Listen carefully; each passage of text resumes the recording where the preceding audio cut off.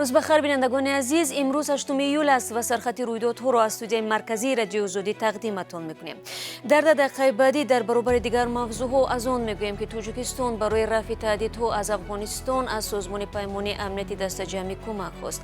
دهها مهاجران تاجیک را دو شبانه روز در میدان شعبه پلیسی کمونارکای مسکو نگاه داشتند و بند ماندن مسافران در نمنگان بنابر تأخیر در پروازها از خبرهای دیگری ماست. طبق گزارش‌های رسیده، تاجیکستان با اشاره به تحولات اخیر افغانستان از سازمان پیمانی امنیتی دسته‌جمعی یا خود ODKB درخواست کمک کرده است. پیش از آن مسکو تاکید کرده بود که برای رفع تهدیدهای مربوط به ناآرامی‌های اخیر افغانستان حاضر است به متفقانش در آسیای مرکزی یاری رساند. با آغاز بیرونشوی نیروهای پیمانی ناتو از افغانستان، طالبان در شمال افغانستان مناطق زیادی را اشغال نموده فعلا از 3 حصه مرزی 1357 کیلومتری میان تاجیکستان و افغانستان را تحت نظارتشان قرار دادند. روزهای اخیر بیش از 1000 افسر و سرباز و صدها فرد ملکی افغان در تاجیکستان پناه بردند. تاجیکستان آنها را با غذا و جای خواب تامین کرده است. دیروز اطلاع رسید که کم از 600 افسر افغان به واسطه هواپیماها از شهر کولاب به وطنشان انتقال یافتند. خبرگزاری ریا نووستی روسیه از قبل نماینده تاجیکستان در سازمان پیمانی امنیتی دسته‌جمعی حسن سلطانوف آورده است با نظر داشته وضع کنونی مرز تاجیکستان و افغانستان که اکثرا در منطقه دوردست کوهی می باشد برای تاجیکستان در تنهایی برطرف نمودن تمام تهدیدها دشوار خواهد بود. بر علاوه تاجیکستان و روسیه در سازمان پیمانی دسته‌جمعی زیر نظارت مسکو، ارمنستان، بلاروس، قزاقستان و قرقیزستان عضویت دارند. وزیران کار خارجی 5 کشور آسیای میانه و افغانستان در یک نشست مجازی یا آنلاین از افزایش خشونت‌ها در افغانستان نگرانی کردند. ملاقات روز 7 ایول با ابتکار وزارت کار خارجی افغانستان و مرکز منطقوی سازمان ملل در مورد دیپلماتیای بازدارنده برای آسیای مرکزی برگزار شده است. منصبداران افغان میگویند نیروهای حکومتی افغانستان حمله طالبان به مرکز ماموری ولایت شمال غربی بادغیس را خنثی کردند. این خبر هنوز از طرف منبع‌های مستقل تصدیق نشده است.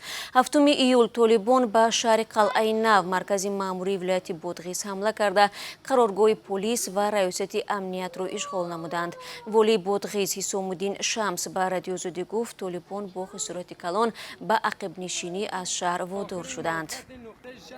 میخوام اطمینان بدم که تمام نیروهای امنیتی و دفاعی ما به شمول قطعات خاص و اسپیشال فورس از شهر غنم دفاع میکنند و دشمن همکنون که با ما درگیر است در بعضی از نقاط شهر هم برش تلفات وارد شده و هم به شکست مواجه شده.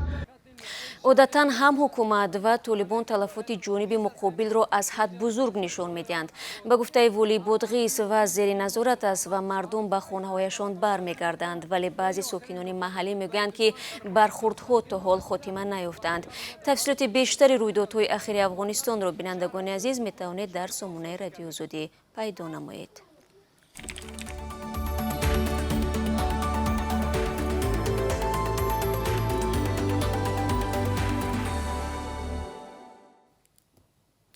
شما سرخط رویدادها را تماشا دارید. در مسکو برای امکان مهاجران مرکزی را گشودند که به گفته شهرداری بزرگترین در جهان است. این مرکز در ورزشگاه لوژنیکی با شرکت سرگئی سابیانین افتتاح یافته. در آن در برابر مهاجران ساکنان دیگر پایتخت نیز امکان گرفتن واکسن را دارند.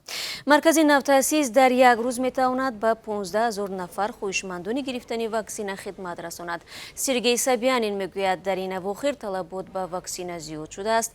دو مرکز، یکی در ساخروه و دومی در بازار صدوات که 2 هفته این جانب برای مایکوبی مهاجران عمل میکنند، همگی تا 4000 نفر را میتوانند به واکسن فرا بگیرند که ناکفایه است.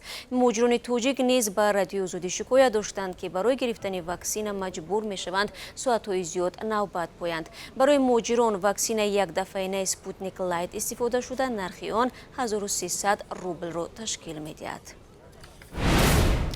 موضوع مهاجران را ادامه میدیم. یک گروه از مهاجران تاجیک میگویند دو شبانه روز آنها را در بیرون شعبه پلیسی کمونارکای مسکو بدون آب و نان و حتی امکان غذای حاجت نگاه داشتند. در عکس و نوارهای ارسال یافته دیده می شود که چگونه 10 نفر در روی زمین خوابند. мусоҳибони радиои озодӣ бо фиристодани аксунавор гуфтанд ки 88 нафар аз муҳоҷиронро ки 70 нафарашон тоҷикон мебошанд рӯзҳои 5 ва 6 июл баъди ҷанҷол дар яке аз бозорҳо ки он миёни зодагони тоҷикистону ӯзбекистон ба амал омадааст ба шӯъбаи пулис оварданд. Сабаби муноқиша дар мардикорбозор барои муштарӣ будааст. ба гуфтаи ҳамсӯҳбатони мо нафарони гунаҳгор фирор кардаву дигаронро ки ба ин ҷанҷол рабт надоранд боздошт намуданд. шоми дирӯз бо мусоидати консулгарии тоҷикистон дар русия муҳоҷирони тоҷик аз шӯъбаи пулиси коммунарка раҳо карда шуданд. дар русия мемонем. хадамоти амнияти федералии русия дар Пенза, Уфа ва Челябинск 4 ҷинои созмони террористии ҳизбу таҳрирро безарар кардааст. хабаргузории ТАСС менависад дар пайи амалиёти махсус дар охири моҳи июн ва аввали моҳи ҷорӣ дар ин минтақаҳо 11 узви фаъол ва 4 раҳбари ҷинои созмони мазкурро аз ҳисоби шаҳрвандони русия ва зодагони осиёи марказӣ боздошт карданд. онҳо дар миёни мусулмонон ва муҳоҷирони меҳнатӣ ба тарғиби идеологияи террористӣ машғул буданд. аз боздоштшудаҳо маводи таблиғотӣ дар русия мамнӯи ҳизбу таҳрир ал-исломӣ, дастгоҳҳои мухобиротӣ ва дигар ашёҳое ки дар пешбурди фаъолияташон истифода мешудааст мусодира гардид. нисбати дастгиршудаҳо парвандаи ҷиноятӣ кушоданд. гурӯҳе аз муҳоҷирони тоҷик ки мехостанд тариқи фурудгоҳи ӯзбекистон ба русия сафар кунанд аз он шикоят доранд ки 3 рӯз боз дар фурудгоҳи намангон дар монданд.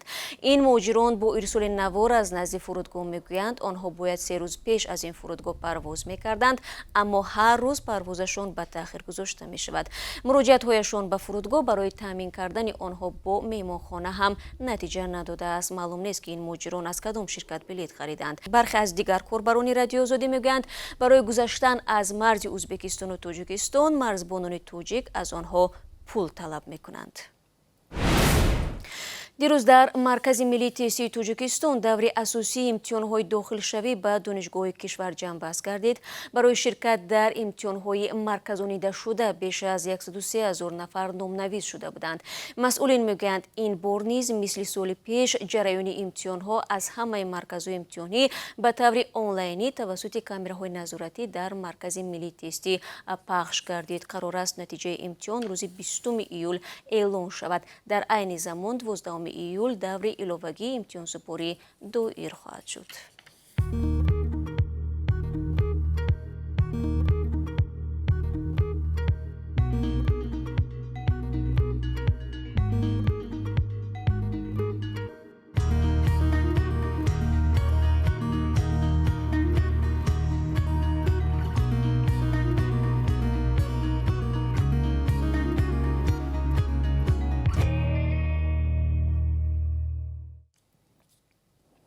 барномаро идома медиҳам. дар тоҷикистон чандин соҳибкор ва 2 репсароро барои тарғиби ғайриқонунии маводи мухаддир ҷарима бастанд. агентии мубориза бо маводи нашъадор мегӯяд санҷишҳои бозорҳои корвону ганҷинаи душанбе ва бозори нояи ёвон дар ҳафтаи гузашта фурӯши либосҳои дорои аксҳои барги ниҳоли бангдонаро ошкор намуд. дар натиҷа аз 21 нафар соҳибкорони инфиродӣ либосҳои сабуки варзишӣ ва кӯлоҳҳои варзишӣ бо тартиб додани ҳуҷҷатҳои дахлдор мусодира шуд. агентӣ ҳамчунин мегӯяд 2 овозхони реп Зафар Ризоев ва Муҳаммаҷон Шарифзода дар шабакаҳои иҷтимоӣ сурудҳои дорои хусусияти ҷалбнамоӣ ба нашъамандиву нашъаҷалобиро ҷой доданд. нисбати ҳамаи ин ҳолатҳо парвандаи маъмурӣ оғоз гардида додгоҳ ҷарима таъин кардааст. бинандагони азиз, дар поёни барнома чун маъмул бароятон дар бораи қурби расмии асъори хориҷӣ маълумот медиҳам. барои имрӯз 8 июл бонки миллӣ нархи $1 11 сомониву 32 дирам ва 1 евроро 13 сомониву 38 дирам муқаррар кардааст. қурби рубли русӣ поинтар омадааст. имрӯз 1000 рубл бар ивази 152 сомониву 30 дирам хариду фурӯш мешавад.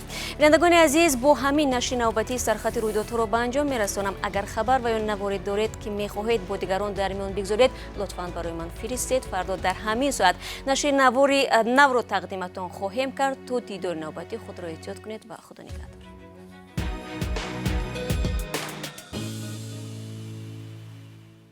салом, агар хату хабар мехоҳед мо дорем. навиди бомдодӣ, сархати хабарҳо, ахбори тоҷикистон ва ҷаҳон, гузоришҳо ва таҳлилҳо. чӣ мегузарад ва чаро? донистан фаҳмидан аст. زمینه یا اپ ما را بگیرید.